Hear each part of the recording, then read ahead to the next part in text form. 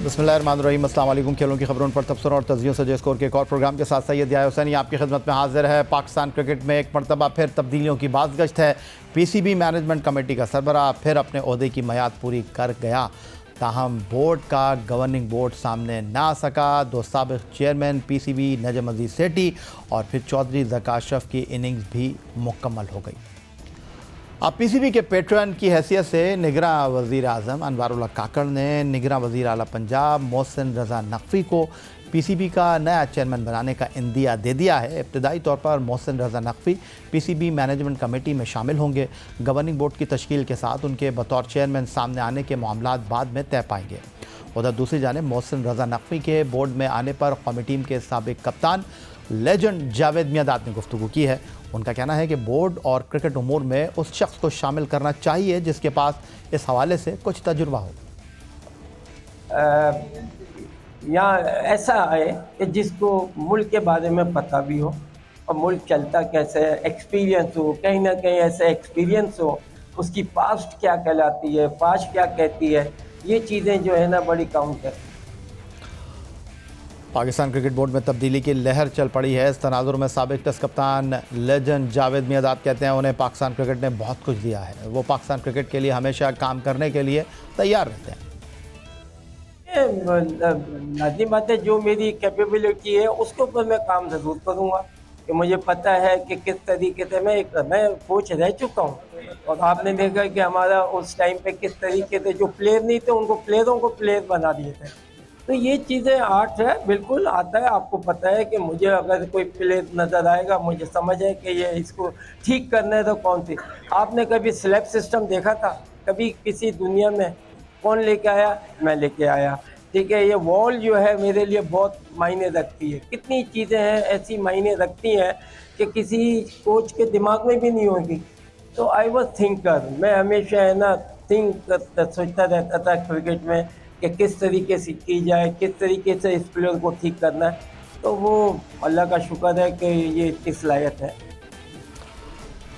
उधर दूसरी तरफ पाकिस्तान फुटबॉल टीम के हवाले से खबर यह है कि फीफा वर्ल्ड कप क्वालिफायर के सिलसिले में कौमी फुटबॉल टीम का मैच उर्दून के साथ इस्लामाबाद से मुंतकिल करने की तैयारी की जा रही है। इस सिलसिले में इत्तलात हैं कि FIFA world cup qualifier round 2 का होम मैच पाकिस्तान को उर्दून के ख़िलाफ़ 21 मार्च को खेलना है। ताहम जिन्ना स्टेडियम इस्लामाबाद फ्लड लाइट्स की सहूलियात न होने के सबब ऐसा मुमकिन होता दिखाई नहीं देता। पाकिस्तान फ़ुटबॉल फेडरेशन इस तमाम सूरत हाल में अब उर्दून की फ़ुटबॉल फेडरेशन के साथ राब्ते में है, जिसके बाद इस मुताल्लिक़ हतमी तौर पर तफसीलात सामने आ सकेंगी। उधर एक मरतबा फिर पाकिस्तान का कौमी खेल हॉकी इस वक्त मौजूए बहस है और वजह बनी है पेरिस ओलंपिक 2024 में पाकिस्तान हॉकी टीम का क्वालिफाई न करना। याद रहे 2012 लंदन ओलंपिक में आखिरी मरतबा पाकिस्तान ने हॉकी के मुकाबलों में शिरकत की थी, जहां टीम पाकिस्तान 12वें नंबर पर आई थी। उसके बाद पाकिस्तान 2016 और 2022 ओलंपिक के लिए क्वालिफाई नहीं कर सका और अब 2024 पेरिस ओलंपिक में भी हॉकी के मुकाबले 3 बार की ओलंपिक चैम्पियन पाकिस्तान के बिना मुनक्किद होंगे। इस तमाम सूरत हाल पर हम गुफ्तगू करेंगे तफसील के साथ एक ब्रेक के बाद। कौमी खेल हॉकी, जिसमें कभी पाकिस्तान का तूती बोला करता था, अब अरसा दराज से ये खेल जवाल की पस्तियों में जा चुका है। वो खेल जिसमें पाकिस्तान की शिरकत इस बात की ज़मानत हुआ करती थी कि अगर वो इवेंट का फातेह न भी रहा तो चांदी या कांसी का तमगा वो उनके सीनों पर सजेगा ही। एशियाई टीमें हों या यूरोपियन टीमें, सभी पाकिस्तान के लेजेंड्स हॉकी खिलाड़ियों के तरह खेलने की ख्वाहिश रखते थे और उनमें Olympian Samiullah, Olympian Kalimullah, Olympian Hasan Sardar, Olympian Shahbaz senior और ओलंपियन सुहेल अब्बास समेत बहुत से खिलाड़ियों की फहरिस्त लंबी है। लेकिन अब यूरोपियन टीमें तो एक जानिब, वो एशियाई टीमें जो पाकिस्तान से खेलने से घबराती थीं, अब पाकिस्तान को अपने करीब भी फटकने नहीं देती। 3 मरतबा की ओलंपिक गोल्ड मेडलिस्ट, 4 मरतबा की वर्ल्ड चैम्पियन और 3 मरतबा चैम्पियंस ट्रॉफी जीतने वाली टीम को गुज़िश्ता 12 सालों से ज़ायद हो गए हैं कि वो ओलंपिक जैसे इवेंट में क्वालिफाई भी ना कर सकी है। ऐसी क्या वजह है कि वो खेल जिसमें पाकिस्तान का कोई सानी नहीं था, अब उसे फतह के लाले पड़े हुए हैं। खिलाड़ी डेली अलाउंस से महरूम रहते हैं, हुकूमत फंड्स देने में संजीदा नज़र नहीं आती। हॉकी ओलंपियंस फेडरेशन में ओहदों की दौड़ के लिए सरगर्म नज़र आते हैं और इस सारी सूरत हाल में हॉकी पस्ती की अतः गहराइयों में जा चुकी है। 3 मरतबा की Olympic champion Pakistan hockey team मुसलसल तीसरी मरतबा खेलों के आलमी मेले ओलंपिक्स के लिए क्वालिफाई न कर सकी। पेरिस ओलंपिक इस साल 26 जुलाई से 11 अगस्त तक मुनक्किद होंगे। पाकिस्तान हॉकी टीम ने 2016 में ब्राज़ील के शहर रियो डी जेनेरो, 2020 में टोक्यो ओलंपिक्स के लिए क्वालिफाई नहीं किया और फ्रांस के शहर पेरिस में होने वाले ओलंपिक 2024 से भी टीम बाहर हो गई है। चीन में मुनक्किद होने वाले Asian game 2022 Pakistan hockey team के पास फतह हासिल करके पेरिस ओलंपिक में बराह रास्त क्वालिफाई करने का सुनहरी मौका था, लेकिन वहां पाकिस्तान टीम सेमीफाइनल में भी क्वालिफाई ना कर सकी।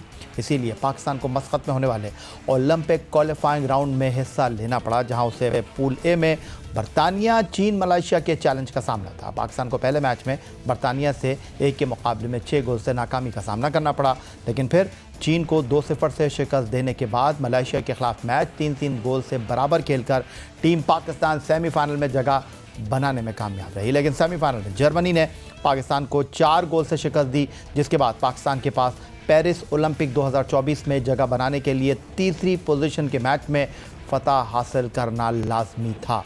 तीसरी पोजीशन के मुकाबले में हरीफ टीम न्यूजीलैंड की थी।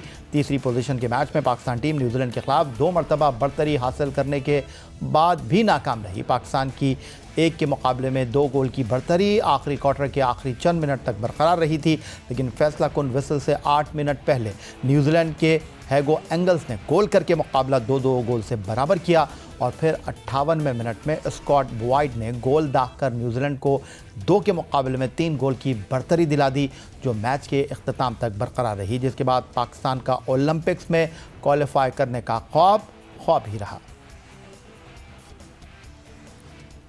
पाकिस्तान हॉकी टीम मुसलसल तीसरी मरतबा ओलंपिक्स के लिए क्वालिफाई करने में नाकाम रही और कौमी हॉकी टीम के manager, head coach Olympian Shahnaz Sheikh ने पेरिस ओलंपिक के लिए क्वालिफायर इवेंट में न्यूजीलैंड के हाथों शिकस्त की वजह टीवी अंपायरिंग को करार दे दिया। पाकिस्तान हॉकी टीम की शिकस्त पर मैनेजर, हेड कोच ने नाक़िस अंपायरिंग पर सवाल उठाते हुए बताया, न्यूजीलैंड के दूसरे गोल पर कप्तान ने रेफरल मांगा तो टीवी अंपायर ने माजरत करते हुए कहा वहाँ कैमरा नहीं, बॉल क्लियर नज़र नहीं आ रही, जिसकी वजह से न्यूजीलैंड को गोल दे दिया गया और मुकाबला बराबर हो गया। पाकिस्तान हॉकी के मामलात पर गुफ्तगू करने के लिए आज स्टूडियो में हमने मदऊ किया है पाकिस्तान हॉकी टीम के farmer coach Olympian Sameer Hussain studio में हमें ज्वाइन कर रहे हैं, जबकि लाहौर स्टूडियो से हमारे साथ मौजूद हैं कौमी हॉकी टीम के साबिक goalkeeping coach minus goalkeeper Imran Bhatt. दोनों को प्रोग्राम में खुशामदीद कहेंगे। समीर, गुफ्तगू की शुरुआत आपसे करना चाहूँगा। 2012 में लंदन में होने वाले ओलंपिक में पाकिस्तान ने आखिरी मरतबा शिरकत की और ओलंपियन पाकिस्तान के सर का ताज हैं। ओलंपियन बनना हॉकी के खेल में फ़ख्र की अलामत हुआ करती है, लेकिन 12 साल हो गए पाकिस्तान हॉकी को ओलंपियन नहीं मिल रहा। बिल्कुल सही फरमाया याया आपने। मैं समझता हूँ कि इस वक्त अगर ओवरऑल देखा जाए सिनेरियो तो 3 बीड़ियाँ जो हैं पाकिस्तान हॉकी की वो ओलंपियन नहीं हो पाई हैं।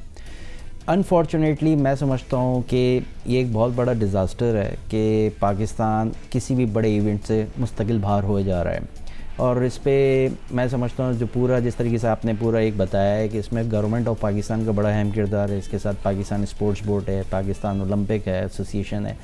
तो मैं समझता हूँ कि कोई भी टीम 18 दिन के या 20 दिन के कैंप से नहीं बन सकती। उसके पीछे एक पूरा आपका प्रोसेस होता है कि 2 महीने 3 महीने की कंटिन्यूटी हो, उसके बाद फिर ऑल ऑफ सडन मैनेजमेंट के जो चेहरे मुस्तकिल बदल रहे होते हैं। इसी तरीके से सीनियर प्लेयर्स बाहर लीग खेल रहे थे, उनको बुलाया गया तो एक दिन टीम जेल नहीं होती हैं और उसका ही आप देखें कि उसी के ये रिज़ल्ट्स आपके प्रोड्यूस हुए हैं कि आप एक अच्छा टूर्नामेंट जीतते जीतते या क्वालिफाई करते करते ऑल ऑफ सडन आपकी टीम बैठ गई। मुझसे इसी तरीके से पूछा था कि पहले मैच में आपको 6 गोल हुए हैं, तो मैंने कहा ये कोई मेरे लिए सरप्राइज़ नहीं है 6 गोल होना, क्योंकि मैं समझता हूँ कि अभी टीम एक प्रोसेस में है और टीम ऊपर आएगी। और डेफिनेटली अगर आप ओवरऑल इस सिनेरियो देखें कि जो क्वालिफिकेशन जितनी टीमों ने की है उसमें एशियन टीमों है, सिर्फ इंडिया की टीम ने क्वालिफाई किया है। इवन ना जापान है, ना कोरिया है, ना मलेशिया है, ना इवन पाकिस्तान है।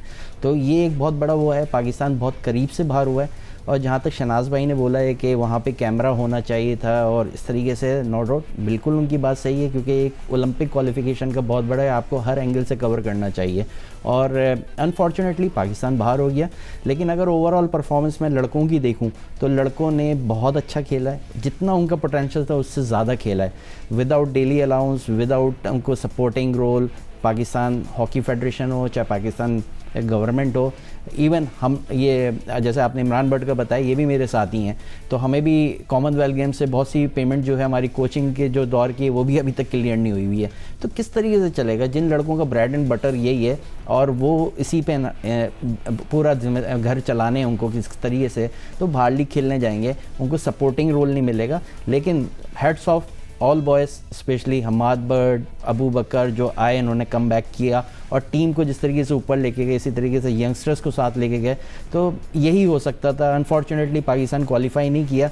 ये एक ब्लैक डे है हमारे लिहाज से, हॉकी के लिहाज से। इमरान, प्रोग्राम में आपको खुशामदीद कहेंगे। और हालिया अरसे में गुज़िश्ता चंद सालों में पाकिस्तान हॉकी के हवाले से आप जिसने खुलकर गुफ्तगू करते रहे हैं, कुछ लोग आपको पसंद भी नहीं करते, लेकिन वो जो देखता हूँ वो बोलने का आदी हूँ। अगर मैं आपके बारे में कहूँ तो शायद ये कहना गलत नहीं होगा। और हॉकी के मामलात पर आप कई बार हमारे प्रोग्राम में आए हैं, लेकिन अब तो दिल खून के आंसू रो रहा है कि ओलंपिक में गोल्ड मेडल हम 3 मरतबा जीते हैं। अब तो गोल्ड मेडल दूर की बात है, ओलंपिक खेलना भी हमारे लिए ख्वाब बन गया। देखिए यार भाई, सबसे बड़ी बात ये है कि पाकिस्तान टीम जो क्वालिफाई नहीं करती ओलंपिक्स में, इसमें अगर आप ये देखें कि जिस तरह टोक्यो ओलंपिक से बाहर हुए हम लोग, ठीक है, उसके बाद आप चले जाएं कि हमने क्या तैयारी की, हमने आगे क्या सोचा कि आगे हमारा वर्ल्ड कप आ रहा है, हमारा आगे ओलंपिक्स आ रहा है, हमने क्या करना है। हम एट द एंड आखिरी इवेंट पे आके ही कहते हैं और उसी पे हम कहते हैं कि यार शिट, हमारा ओलंपिक्स मिस हो गया, हमारा वर्ल्ड कप मिस हो गया।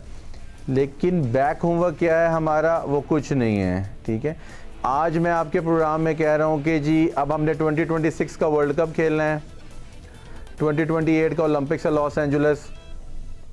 ये सब चीज़ें अगर हमने क्वालिफाई करनी है ना, तो फिर हमें प्रिपरेशन करनी है, हमें अपने मामलात को सेटल डाउन करना है। जब तक चीज़ें सेटल डाउन नहीं होंगी, मामला सेटल डाउन नहीं होंगे, हम अगले ओलंपिक्स में मैं आपको मेक श्योर करता हूँ ना वर्ल्ड कप में होंगे ना ओलंपिक्स में। और सेकेंडली, जिस तरह अभी समीर भाई ने बात की, शनाज भाई ने बात की कि जी कैमरा रिव्यू नहीं था जिसकी वजह से वो नहीं मिला। अगर आप मलेशिया और पाकिस्तान का मैच उठा लें, जो पाकिस्तान ने तीसरा गोल किया था जिस पे मैच ड्रॉ हुआ था, उस पर भी कैमरा व्यू क्लियर नहीं था और इन्होंने स्टैंड दिया था कि जी आपका अंपायर डिसीजन स्टैंड है, जिसकी बिना पे ये गोल दिया गया है। और ये मैनेजर का काम है, ये कोचेस का काम है कि जो एक्सप्लेन किया जाता है ब्रीफिंग के अंदर जब टूर्नामेंट शुरू होता है, तो उसमें ये सब चीज़ें क्लियर करते हैं। तो मेरे ख्याल से हमारा बंदा वो होना चाहिए जो प्लेयरों को भी एक्सप्लेन कर सके और चीज़ों को भी एक्सप्लेन कर सके कि क्या रूल्स एंड रेगुलेशंस चेंज हो रही हैं। बिल्कुल अफसोस इस चीज़ का है कि हम ओलंपिक्स में क्वालिफाई नहीं किया हमने, और पाकिस्तान एशिया में स्टिल अलाइव है, इंडिया से बेहतर है। हमने मलेशिया को ड्रॉ खेला, हम चाइना को जीते, लेकिन हम क्या कर रहे हैं, प्लेयर्स को कुछ नहीं मिल रहा, प्लेयर्स सफ़र कर रहे हैं और इन फैसिलिटीज़ में 2 दफ़ा मैनेजमेंट बदली, उसके बाद जाके अब सेमीफाइनल खेल रहे हैं। ये प्लेयरों का क्रेडिट जाता है सारा।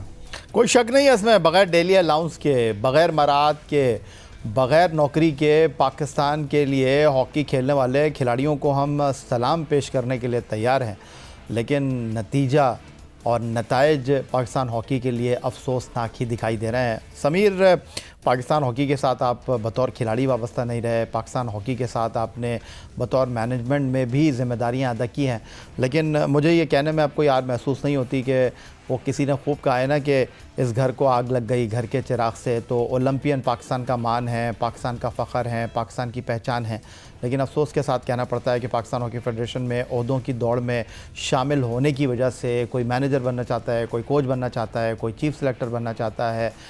इस मामले ने पाकिस्तान हॉकी को तबाही के दहाने पर खड़ा कर दिया। अगर मैं कहूं तो शायद ये कहना गलत नहीं होगा, क्योंकि हालिया अरसे में अगर हम देखें तो ब्रिगेडियर रिटायर्ड खालिद सज्जाद खोकर पाकिस्तान हॉकी के सदर की हैसियत से हमें दिखाई देते हैं, खालिद महमूद साहब हमें पाकिस्तान हॉकी फेडरेशन में दिखाई देते हैं, Olympian Asif Bajwa, Olympian Shahbaz senior, Olympian Rana Mujahid, एक लंबी फहरिस्त है जो अगर मैं आपके साथ यहाँ डिस्कस करना चाहूँ तो वो बिल्कुल ठीक कहा है कि ओलंपियन ही हॉकी की तबाही के ज़िम्मेदार हैं। आप खुद भी ओलंपियन हैं। जी बिल्कुल, अगर देखा जाए तो ज़िम्मेदारी कबूल करनी चाहिए कि आया पिछले दौर में ये जो सिस्टम है कहाँ से बिगड़ा है। अगर हम देखें देखिए लास्ट ओलंपिक जो था 2000 ओलंपिक्स जिसमें हम पार्टिसिपेट आखिरी हमने उसी में क्वालिफाई किया था सही फाइनल में। तो उसके बाद अगर ओवरऑल आप देखेंगे दूसरे भी ओलंपिक्स में तो आप 6ठी पोजीशन में थे, फिर 8वीं पोजीशन में थे, फिर एक वक्त ऐसे आया है कि आप उसमें क्वालिफाई भी नहीं कर रहे।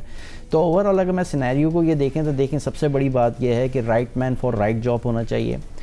अब बहुत से लोगों की डिस्कशन है कि यार आपका फॉरेनर कोच होना चाहिए, वो भी आ जाए। तो मैं समझता हूँ कि हम 2014 में हमारी प्योरली अगर मैनेजमेंट देखें उस दौर में तो चैम्पियंस ट्रॉफी का हमने फ़ाइनल खेला 18 साल बाद, सही फाइनल खेला हमने एशियन गेम्स का 2014 में, और उसमें हमने इंडिया को बीट किया। तो इंडिया की अगर मैनेजमेंट देखें तो रॉलेंट ऑटमेंस, टेरी वॉश, पूरी उनकी मैनेजमेंट करोड़ों रुपए की थी, और हम लोग की जो एक लोकल मैनेजमेंट थी जिसमें शनाज भाई भी हमारे साथ थे, तो हमने वो लास्ट हमारी विक्ट्रीज उसी दौर में आई हैं।